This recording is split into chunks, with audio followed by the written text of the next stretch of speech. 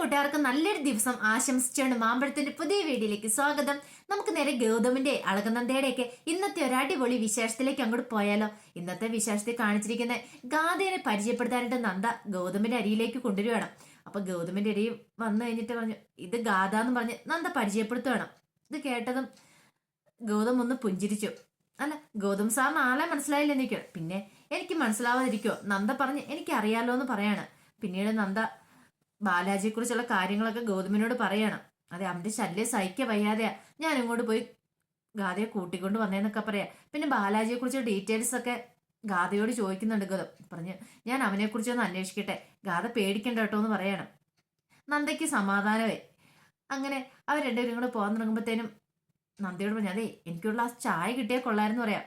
പെട്ടെന്ന് നന്ദ പറഞ്ഞു, ഇന്നത്തെ ചായ ഗാഥയുടെ വകയായിക്കോട്ടെ. അതെ, ഏട്ടനുള്ള ചായ എങ്ങോട്ട് കൊണ്ടേ കൊടുക്കും മോളേന്ന് പറയാണ്. അപ്പൊ നന്ദ അല്ല ഗാഥേനെ ഒന്ന് നോക്കി ഗൗതം. ഗാഥ തിരിച്ച് ഗൗതമിനെ നോക്കുവാണ്. കാരണം ശരിക്കും ഏട്ടനും പെങ്ങളും ആണല്ലോ. പക്ഷെ അവർ ഗാഥയ്ക്കറിയാം, പക്ഷെ ഗൗതമിന് അറിയില്ലെന്ന് മാത്രം. ശരി, ഞാൻ ഇപ്പൊ എടുത്തോണ്ട് വരാം ചേച്ചി എന്ന് പറഞ്ഞിട്ട് ഗാഥ അങ്ങോട്ട് പോവാണ്. പിന്നീട് കാണിക്കുന്ന മഹേഷിനെ പവിത്ര പോയി കൂട്ടിക്കൊണ്ട് വന്ന ആ സെറ്റിയിലേക്ക് അങ്ങോട്ട് ഇരുത്തുവാണ്. എന്താന്ന് പവിത്ര കാണിക്കണമെന്ന് ചോദിക്കാണ്. ഇവിടെ ഇരിക്കുക. അല്ല, ബർത്ത്ഡേ ഫംഗ്ഷനൊക്കെ കഴിഞ്ഞല്ലേ, പിന്നെ ഇനി എന്തിനാ എന്നെ പിടിച്ചോണ്ട് ഇവിടെ ഇരുത്തിയേക്കണമെന്ന് ചോദിക്കുകയാണ്. അങ്ങനെ പറഞ്ഞിട്ട് കാര്യമില്ല, ഇവിടെ ഇരിക്കുക. ഇനി കുറച്ച് കാര്യങ്ങളും കൂടെ ഉണ്ടെന്ന് പറയാണ്. ഇനി എന്ത് കാര്യങ്ങള്? ഇനിയല്ലേ കാര്യങ്ങൾ കിടക്കുന്നേ. ഗിഫ്റ്റ് വരാനിക്കില്ലേന്ന് ചോദിക്കുക. ഗിഫ്റ്റ് ആര്? നല്ല കഥയെ, വെല്ലച്ചിന്റെ മോൻ ഗൗതം ഗിഫ്റ്റ് തരണ്ടേന്ന് ചോദിക്കുകയാണ്. ഗൗതമേട്ടന്റെ ഗിഫ്റ്റാന്ന് പറയണേ ഇനി അത് അടുത്തായിട്ട്. അങ്ങനെ ഗൗതം കൊണ്ടുവന്ന് ഒരു കൈച്ചേന് മഹേഷിന്റെ കയ്യിലേക്ക് ഇങ്ങോട്ട് ഇട്ട് കൊടുക്കുകയാണ്. ഇതെന്റെ പിറന്നാൾ സമ്മാനം അച്ഛന് വേണ്ടെന്ന് പറയണം. മഹേശ്വരൻ പറഞ്ഞു, ഇതിന്റെയൊക്കെ വല്ല ആവശ്യം ഉണ്ടായിരുന്ന ഗൗതം എന്ന് ചോദിക്കണം. അങ്ങനെയല്ലല്ലോ എന്ന് പറയാണ്. ഈ സമയത്ത് നന്ദ പോയി ഗാഥേനെ മുറിയിൽ നിന്ന് വിളിക്കുകയാണ്. ഇങ്ങോട്ട് വന്നേന്ന് പറയും. എന്താ? അല്ല, അച്ഛന് പിറന്നാൾ സമ്മാനം കൊടുക്കണ്ടേ? അതിന് എന്റെ കയ്യിലൊന്നും ഇല്ല വെച്ച്. അതിനുള്ള സംഭവങ്ങളൊക്കെ ഞാൻ നേരത്തെ റെഡിയാക്കി വെച്ചിട്ടുണ്ട്. ഇങ്ങോട്ട് വാന്ന് പറഞ്ഞിട്ട് ആ കയ്യെ പിടിച്ച് വലിക്കുകയാണ്.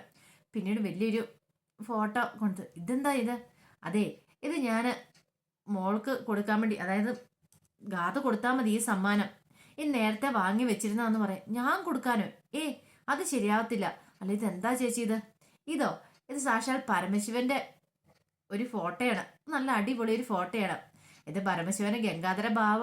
കാരണം പാർവതി ഉള്ള സമയത്ത് ഗംഗേനെ ജടയിൽ ഒളിപ്പിച്ചു വെച്ച പരമശിവൻ. മനസ്സിലായെന്ന് ചോദിക്കും. എനിക്കൊന്നും മനസ്സിലായില്ല ചേച്ചി എന്ന് പറയാം. ഇപ്പൊ അച്ഛന് കൊടുക്കാൻ പറ്റിയ ഏറ്റവും നല്ല ഫോട്ടോ ഇതാന്ന് പറയാണ്.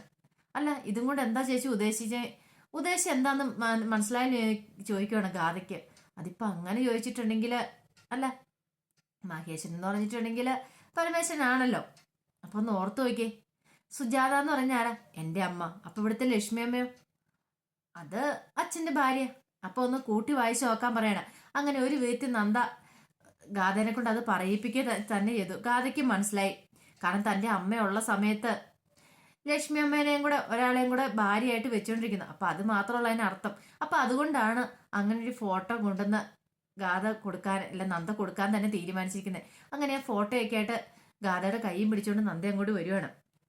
പിന്നെ ഗാഥനെ കണ്ടു കഴിഞ്ഞപ്പോഴത്തേനും മഹേഷിന്റെ മുഖം അങ്ങോട്ട് മാറി. മഹേഷൻ ഇങ്ങനെ ഇരിക്കുകയാണ്. പെട്ടെന്ന് നന്ദ വന്നിട്ട് പറഞ്ഞു, അല്ല എല്ലാവരുടെ സമ്മാനം കൂടെ ഇപ്പൊ കഴിഞ്ഞോ? ഇതേ ഗാഥയ്ക്ക് ഒരു സമ്മാനം കൊടുക്കാണെന്ന് പറയാം അച്ഛന്. മഹേഷൻ ഇങ്ങനെ നോക്കി. അപ്പൊ എല്ലാവരും അന്തം വിട്ട് നോക്കുക, ഗാഥയ്ക്ക് എന്ത് സമ്മാനം കൊടുക്കാളെ. എന്നാ ഇതങ്ങോട്ട് കൊടുക്കുക. ഗാഥ നേരത്തെ വാങ്ങി വെച്ചിരുന്ന ഇങ്ങോട്ട് വരുന്നുണ്ടെന്ന് പറഞ്ഞപ്പോ അച്ഛന്റെ പിറന്നാളാന്ന് ഞാൻ പറഞ്ഞായിരുന്നു. അപ്പൊ ഗാഥ നേരത്തെ പോയി വാങ്ങിയെല്ലാം സെറ്റ് ചെയ്ത് വെച്ചിരുന്നാന്ന് പറയണം. പിന്നീട് ലക്ഷ്മി അമ്മേനെ അവിടെ നിന്ന് ഇങ്ങോട്ട് എഴുന്നേപ്പിക്കുക. അമ്മ ഇങ്ങോട്ട് എഴുന്നേറ്റ് ഇങ്ങോട്ട് മാറിയിരുന്നേ. അതെ, ഗാഥ എവിടെ ഇച്ചാൽ അച്ഛൻ്റെ അടുത്തിരിക്കട്ടെ, ഒരു പിറന്നാൾ സമ്മാനം ഒക്കെ കൊടുക്കാൻ പോവല്ലേ എന്ന് ചോദിക്കുകയാണ്. ലക്ഷ്മി അമ്മേനെ പിടിച്ച് ഇപ്പുറം സെറ്റിയിലേക്ക് ഇരുത്തി. എല്ലാവരും നന്ദേനെ ഇങ്ങനെ നോക്കുവാണ്. പിന്നീട് ഗാഥ ആ ഗിഫ്റ്റ് മഹേശൻ കൊടുക്കുക. മഹേശൻ ആ ഗിഫ്റ്റ് നോക്കി. അച്ഛന് മനസ്സിലായില്ലേ ഇതേ പരമശിവന്റെ ഫോട്ടോയാ. പരമശിവൻ എന്ന് പറഞ്ഞിട്ടുണ്ടെങ്കിൽ ആരാ? പരമശിവന്റെ ഗംഗാധര ഭാവമാ. ഭാര്യ ഉണ്ടായിരുന്ന സമയത്ത്, പാർവതി ഉണ്ടായിരുന്ന സമയത്ത് ഗംഗേനെ മുടിയിൽ ഒളിപ്പിച്ചു വെച്ചേ. അത് അച്ഛൻ അറിയത്തില്ലേന്ന് ചോദിക്കുകയാണ്. ഇത് കേട്ട് കഴിഞ്ഞപ്പോഴത്തേന് ലക്ഷ്മി പറഞ്ഞു, അതൊക്കെ കഥയിലല്ലേന്ന് ചോദിക്കുകയാണ്. പെട്ടെന്ന് നന്ദ പറഞ്ഞ്, കഥയിലൊന്നും അല്ല, ഇപ്പൊ ജീവിതത്തിൽ സംഭവിച്ചുകൊണ്ടിരിക്കുന്ന കാര്യങ്ങളാന്ന് പറയണം. മഹേശ്വരൻ നിന്നങ്ങോട്ട് ഉരുകുവാണ്. എന്തെങ്കിലും പറയാൻ പറ്റുമോ? കാരണം എന്തെങ്കിലും ഇവിടെ ഒരു വാക്കെങ്കിലും പറഞ്ഞ് അതോടുകൂടി തീർന്നു. താൻ ഇന്ത്യവരത്തിന് പുറത്താന്നുള്ള കാര്യം മഹേഷിനും അറിയാം. മഹേശ്വരനെ ഇരുന്ന് ഉരുക. പെട്ടെന്ന് ഗാഥയുടെ കണ്ണ് നിറഞ്ഞു വന്നു. ഇത് കണ്ടപ്പോഴത്തേനും മോഹിനി അതെന്താ ആ കുട്ടിയുടെ കണ്ണ് നിറഞ്ഞു വരുന്നതെന്ന് ചോദിക്കണം. അല്ല അത് പിന്നെ അവൾക്ക് അച്ഛനില്ലാത്തല്ലേ, അപ്പം അച്ഛൻ്റെ അടുത്തിരുന്ന് ഇപ്പൊ അവൾക്ക് സങ്കടം വന്നു കാണും അല്ലേ ഗാഥയെന്ന് ചോദിക്കണം. ഗാഥ ഒന്ന് ചിരിച്ചെന്ന് വരുത്തുവേണം. അല്ല ഇപ്പൊ നല്ല രസമാണ് നിങ്ങളും കൂടി ഇരിക്കുന്നുണ്ട്. ഒരു കാര്യം ചെയ്യാം, ഗൗതം സാറും കൂടെ അവിടെ ഒന്ന് ഇരുന്നേ, നിങ്ങളുടെ 3 പേരുടെ ഒരു ഫോട്ടോ ഞാൻ ഇങ്ങോട്ട് എടുക്കട്ടെ എന്ന് പറയണം. അപ്പൊ ഗാഥം അത് വേണോന്ന് ചോദിക്കുകയാണ്. വേണം, ഇങ്ങോട്ട് അവിടെ അങ്ങ് ഇരിക്കാൻ പറഞ്ഞിട്ട് അങ്ങോട്ട് പിടിച്ചങ്ങോട്ട് ഇരുത്തുവേണം. അതെ ഗൗതം സാർ ഒന്നും ഇരിക്കാൻ പറയണം. ഗൗതം അവസാനം മനസ്സില്ലാ മനസ്സോടെ ഇരിക്കുക. അങ്ങനെ അവരുടെ 3 പേരുടെ ഫോട്ടോ എടുക്കാനായിട്ട് നന്ദ ഒരുങ്ങുവാണ്. മഹേശനാണെങ്കിൽ നിന്ന് വിയർക്കുവാണ്. എന്ത് ചെയ്യണമെന്ന് അറിയത്തില്ല, വല്ലാത്തൊരു അവസ്ഥയില. ശരിക്കും പറയാ അപ്പുറം ഇപ്പുറം ഇരിക്കുന്ന 2 മക്കളാണ്. പക്ഷെ ഗാഥയെക്കുറിച്ചുള്ള സത്യങ്ങളൊന്നും ആർക്കും അറിയത്തില്ലോ. അതിൻ്റെ ഒരു ടെൻഷൻ മഹേശന്റെ മുഖത്തുണ്ടായിരുന്നു. പിന്നെ നന്ദ ഫോട്ടോ എടുക്കണം. ഇതെന്താ ഇങ്ങനെ ഇരിക്കുന്ന എല്ലാവരും, മരിച്ച വീട്ടിൽ ഇരിക്കുന്ന പോലെ ഇരിക്കാതെ ഒന്ന് പുഞ്ചിരിക്കാൻ പറയാണ്. അങ്ങനെ അവസാനം എല്ലാവരും കൂടെ ചിരിച്ചു കഴിഞ്ഞപ്പോൾ ഫോട്ടോയൊക്കെ എടുക്കുവാണ്. പിങ്കിക്ക് എന്തോ ഒരു ചെറിയ സംശയങ്ങളൊക്കെ തോന്നി തുടങ്ങിയിട്ടുണ്ട്. ഇവളെന്തിനാ ഈ ഗാഥയുടെ കാര്യത്തിൽ ഇത്ര ഇത് കാണിക്കുന്നേ? ഇത്ര താല്പര്യം കാണിക്കേണ്ട ആവശ്യമൊന്നും ഇല്ലല്ലോ. അവിടെ പിടിച്ചിരുത്തുന്നു, ഇവിടെ പിടിച്ചിരുന്നു, ഗിഫ്റ്റ് കൊടുക്കുന്നു, ഓടി നടക്കുന്നു, എന്തോ ഒരു പന്തികയുണ്ടല്ലോ എന്ന് പിങ്കിക്ക് മനസ്സിലായി. പിന്നീട് കാണിക്കുന്ന മഹേശൻ ആകപ്പാടെ വിളറി പിടിച്ച അവസ്ഥയായിപ്പോയി. മുറിയിലേക്ക് എന്നിട്ട് എന്ത് ചെയ്യണം നിർത്തില്ല. വാവച്ചൻ അങ്ങോട്ട് ഫോൺ ചെയ്യണം. വാവച്ച ഫോൺ എടുത്തിട്ട് ചോദിച്ചിട്ട് അല്ല എന്ത് പറ്റി സാറേ, എന്താന്ന് ചോദിക്കണം. ഇനി എന്ത് പറ്റാനാടോ, ഇനി കൂടുതലൊന്നും പറ്റാനില്ലെന്ന് പറയാ. സാറ് കാര്യം പറ. അവൾ ഇവിടെ ഉണ്ടെങ്കിൽ ഉണ്ടല്ലോ ഞാൻ ഇന്ത്യവരത്തിന് പുറത്താ. അവള് കളിച്ച് കളിച്ച് മുറത്ത് കയറി കളിക്കാൻ തുടങ്ങിയെന്ന് പറയണം. അതെന്താ സാർ അങ്ങനെ പറഞ്ഞേ? എടോ അവളൊന്ന് കാട്ടിക്കൂട്ടിട്ട് എന്തൊക്കെയാണെന്ന് അറിയാം ഇവിടെ എൻ്റെ പിറന്നാളിന്. പിന്നീട് അവിടെ നടന്ന ഓരോ സംഭവങ്ങളൊക്കെ പറയണം. ഗാഥ കൊണ്ടേ പിറന്നാൾ സമ്മാനം കൊടുത്തതും പിന്നെ ഗാഥയുടെ അടുത്തിരുത്തി ഫോട്ടോ എടുപ്പിച്ചും ഇതെല്ലാം കേട്ട് കഴിഞ്ഞപ്പോൾ ബാബുശ്ശേരി ഇതെന്റെ ഭഗവാനെ ഇങ്ങനെയൊക്കെ സംഭവിച്ചെന്ന് ചോദിക്കുകയാണ്. പിന്നെ അല്ലാതെ എടേ ഞാൻ ഇനി എന്താ ചെയ്യണ്ടേ? എനിക്ക് ഈ ഊരാക്കുടിക്ക് നിന്ന് രക്ഷപ്പെടണമല്ലോ എന്ന് പറയാം. എന്റെ സാറേ ഇതാണോ ഇത് നിസ്സാരമായിട്ടുള്ള കാര്യ? ഈ വാവച്ചനെ വിട്ടാരെ ഒരു തവണ അവൾ എന്റെ കയ്യിൽ നിന്ന് വഴുതിപ്പോയി. പക്ഷെ ഇനി അങ്ങനെ ഉണ്ടാവില്ല. ഈ വാവച്ചൻ എന്ത് ചെയ്യണം നന്നായിട്ട് അറിയാന്ന് പറയാം. നീ ചെയ്തു, എനിക്കറിയാം. നീ ഒന്ന് ചെയ്തതിന്റെ ക്ഷീണമായിട്ട് മാറിയിട്ടില്ല. ഒന്നും മിണ്ടാതിരിക്കുക വാവച്ചാന്ന് വേണം. എന്റെ സാറേ വാവച്ചൻ അത്ര കൊച്ചാക്കി കാണരുത്. ഇനി വാവച്ചൻ ഒരവസരം കൊടുത്താ വാവച്ചന് സാറിന്റെ മരുമകളുടെ കാര്യത്തിൽ ഒരു തീരുമാനം ആയിക്കോളാന്ന് പറഞ്ഞ് വാവച്ചൻ ഫോൺ കട്ട് ചെയ്യണം. ഫോൺ വെച്ചിട്ട് മഹേശൻ ആകപ്പാടെ രാതിയായിരുന്നു. പിന്നീട് കാണിക്കുന്ന പിങ്കിയുടെ മുറിയില് പവിത്ര വന്നിരിക്കുകയാണ്. അപ്പൊ പിങ്കി വെച്ചു അല്ല പവിത്ര അരുൺ ഇതിനായിട്ടും വന്നില്ലേന്ന് ചോദിക്കണം. ഓ അരുണേട്ടനോ? അരുണേട്ടൻ എന്തോ ഭയങ്കര തിരക്കാ, അവിടെ എന്തോ കണ്ടെയ്നർ എന്തോ പ്രശ്നമുണ്ടെന്നോ അങ്ങനെയൊക്കെ പറഞ്ഞുകൊണ്ട് ചെന്നൈയിലാന്ന് പറയാം. സൂക്ഷിച്ചോ ചെന്നൈ അത്ര നല്ല സ്ഥലമൊന്നുമില്ല എന്ന് പറയണം. അതെന്താ അങ്ങനെ ചേച്ചിയെന്ന് പറയണേ പിങ്കി ചേച്ചി. അല്ല എല്ലാം കൊണ്ടും അവിടെ നല്ല സെറ്റപ്പാ എന്ന് പറയണം. പവിത്രയ്ക്ക് പെട്ടെന്ന് അപകടം എടുത്തു. എന്തോ കാര്യമുണ്ടല്ലോ അല്ലെ പിങ്കി ചേച്ചി ഇങ്ങനെ പറയത്തില്ലോ എന്ന് പറയണേ. ഞാൻ വെറുതെ അങ്ങോട്ട് പറഞ്ഞെന്നുള്ളെന്ന് പറയണേ. ഈ സമയത്താണ് അങ്ങോട്ട് ഓടി മോഹിനി വരുന്നേ. എന്താ ചെറിയമ്മ എന്താ പറ്റിയെന്ന് ചോദിക്കണം. അതഞ്ഞോ ആ ഗാഥയുണ്ടല്ലോ ആ പെണ്ണ് അവക്ക് വട്ടാന്ന്. ഇതൊക്കെ ആരാ പറഞ്ഞത്? ഓ ഇത് ലക്ഷ്മിയമ്മ പറഞ്ഞ. മഹേശ്വരേട്ടൻ പറഞ്ഞേ ഞാൻ വാവച്ചനെങ്ങാണ്ട് പറഞ്ഞും പറഞ്ഞോണ്ട്. ദൈവമേ ഇനി പണിയായല്ലോ എന്ന് പവിത്ര പറഞ്ഞേ. എന്ത് പണിയാവാനായിട്ട്? നന്ദയ്ക്കോ പ്രാന്ത, അവളൊരു പ്രാന്ത് പിടിച്ചതിനെ കൂടെ കൂട്ടിക്കൊണ്ടു വന്നു, അത്രയും കരുതിയാൽ മതി. പക്ഷേ അവൾക്ക് പ്രാന്താന്ന് നമ്മൾ മാത്രം പറഞ്ഞാൽ പോരല്ലോ. അതെങ്ങനെ നമുക്ക് ഇവിടെ ഉള്ളവരെല്ലാരെയും വിശ്വസിപ്പിക്കാൻ പറ്റുമെന്ന് പിങ്കി ചോദിക്കുകയാണ്.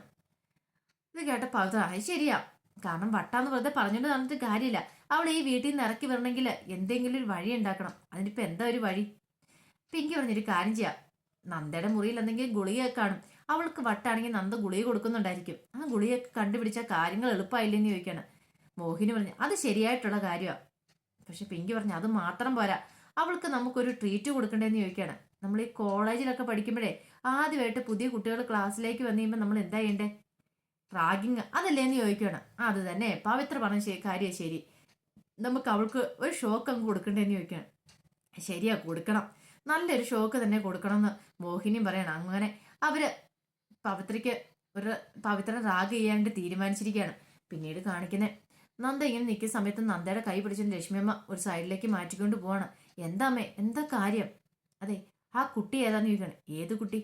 അല്ല നിന്റെ കൂടെ വന്ന് ഗാഥയോ? ഗാഥയെക്കുറിച്ചുള്ള കാര്യങ്ങളൊക്കെ ഞാൻ പറഞ്ഞിട്ടുണ്ടായിരുന്നല്ലോ. അത് നിനക്ക് അവളെ അറിയാവുന്ന ചോദിക്കുകയാണ്. നിനക്ക് എത്ര നാളത്തെ പരിചയമുണ്ട് നന്ദാന്ന് ചോദിക്കുകയാണ്. അത് പരിചയം എന്ന് പറഞ്ഞാൽ കുറച്ച് ദിവസത്തെ പരിചയമുള്ളൂ.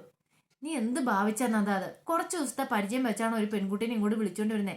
അവൾ എന്താ ഏതാന്നൊക്കെ നിനക്ക് അറിയാവോ? അതിപ്പം ഞാൻ പറഞ്ഞല്ലോ അമ്മേ, അവളുടെ അവസ്ഥകളൊക്കെ എനിക്കറിയാം അതാന്ന് പറയാം. നീ ഇതൊക്കെ തന്നെ പറഞ്ഞു. നിന്റെ കസിനാന്ന് പറഞ്ഞൊരു പുഷ്പനെ വിളിച്ചോണ്ട് വന്നു. എന്നിട്ട് അവസാനം എന്താ സംഭവിച്ചേ? രാധികേച്ചിക്ക് പണി കൊടുത്തിട്ട് അവൻ പോയില്ലെന്ന് ചോദിക്കണം. അമ്മേ പുഷ്പേട്ടനെ ഞാൻ ഇങ്ങോട്ട് വിളിച്ചല്ലോ, അയാൾ ഇങ്ങോട്ട് വന്നല്ലേ, പിന്നെ ഇവിടെ പിടിച്ചു നിർത്തിയത് ആരാ? അരുന്ധതി വല്യമ്മയല്ലേ പിടിച്ചു നിർത്തിയത്. അതുകൊണ്ട് പിന്നെ അയാളുടെ കാര്യമൊന്നും പ്രത്യേകിച്ച് പറയാതിരിക്കുന്ന ഭേദം. പക്ഷെ ഗാഥ ഇങ്ങനെയല്ലമ്മേ, ഗാഥനെ എനിക്ക് ശരിക്കും അറിയാവുന്ന കുട്ടിയാന്ന് പറയാം. നീ എന്തൊക്കെ പറഞ്ഞാലും ശരി, എന്താ അവൾക്ക് തലയ്ക്ക് എന്തോ ഒരു സ്ഥിരവല്ലെന്ന് അവിടെ അറിയാൻ കഴിഞ്ഞെന്ന് പറയണം. അമ്മയോട് ആരും ഇതൊക്കെ പറഞ്ഞേ? അതൊക്കെ ഞാൻ അറിഞ്ഞു. നന്ദയ്ക്ക് മനസ്സിലായി അച്ഛൻ കാര്യങ്ങളൊക്കെ ചെയ്തു തുടങ്ങിയിട്ടുണ്ട്. എങ്ങനെ ഇവിടുന്ന് ഗാഥനെ ഓടിച്ചു വിടാനുള്ള പണികളൊക്കെ ചെയ്തു തുടങ്ങിയിട്ടുണ്ട്. പെട്ടെന്ന് ലക്ഷ്മി പറഞ്ഞു, നീ എന്തൊക്കെ പറഞ്ഞാലും ശരി, ഒരു കാര്യം ഞാൻ പറഞ്ഞേക്കാം. അവളോട് ഞാൻ എൻ്റെ സമയം നല്ല രീതിയിലായിരിക്കില്ല. അവളെ എനിക്ക് ഇവിടെ വാഴിക്കാനായിട്ട് പറ്റില്ല. എത്രയാന്ന് പറഞ്ഞാലും മറ്റുള്ളവരെ പോലെ എനിക്ക് അവളെ കാണാൻ പറ്റില്ലെന്ന് ലക്ഷ്മിയമ്മ മുഖത്തടിച്ച പോലെ നന്ദയുടെ പറയാണ്. ഇത് കേട്ട് കഴിഞ്ഞപ്പോഴത്തേന് നന്ദയ്ക്ക് വല്ലാത്തൊരു വിഷമായിപ്പോയി. നന്ദയ്ക്ക് മുഖത്ത് സങ്കടം കണ്ടപ്പോൾ ലക്ഷ്മി പറഞ്ഞു, മോളെ നീ സങ്കടപ്പെടാൻ വേണ്ടി പറഞ്ഞല്ല, ഉള്ള കാര്യം പറഞ്ഞ. ഇന്നത്തെ കാലത്ത് മനുഷ്യന്മാരുടെ ഒക്കെ സ്വഭാവം വേറെ രീതിയിലാണ്. ആരാ എന്താ എപ്പോഴാ ചെയ്യുന്നത് പറയാൻ പറ്റില്ല. ആ സമയത്താണ് പുറത്തുനിന്ന് നീ ഒരു പെൺകുട്ടിനെ കൂട്ടിക്കൊണ്ട് വന്നേക്കുന്നത്. അവളുടെ സ്വഭാവം പോലും എന്താണെന്ന് അറിയത്തില്ല. അതുകൊണ്ടാണ് ഞാൻ പറഞ്ഞത്, നിന്റെ നന്മയ്ക്കാൻ വേണ്ടി എന്ന് പറയാണ്. ഇത് കേട്ട് കഴിഞ്ഞപ്പോൾ നന്ദ മനസ്സിൽ പറയാ, പാവ ലക്ഷ്മിയമ്മ. ലക്ഷ്മിയമ്മയ്ക്ക് അറിയത്തില്ലോ അത് ഗൗതം സാറിന്റെ പെങ്ങളാന്നുള്ള കാര്യം. ഇനി അത് അറിയുന്ന സമയം ഇവിടെ എന്തൊക്കെയാണോ സംഭവിക്കാൻ പോകുന്നത്. അത് ഓർത്തിട്ട് നന്ദയ്ക്ക് വല്ലാത്തൊരു സങ്കടമായിപ്പോയി. അപ്പൊ അതിന്റെ വിശേഷങ്ങളൊക്കെയാണ് നമ്മളിന്ന് കാണുന്നത്. ആദ്യമായിട്ട് കാണുന്നവരാണെങ്കിൽ ചാനൽ ഇഷ്ടപ്പെട്ട ഒന്ന് സബ്സ്ക്രൈബ് ചെയ്യാൻ മറക്കരുതേ. അതോടൊപ്പം തന്നെ കണ്ടുകൊണ്ടിരിക്കുന്ന എല്ലാവരുടെ സപ്പോർട്ടിലേക്കും തുടർന്നും പ്രതീക്ഷയുണ്ട്. ഒരിക്കൽ കൂടി എല്ലാവർക്കും നല്ലൊരു ദിവസം ആശംസിച്ചുകൊണ്ട് നിർത്തുന്നു. നന്ദി.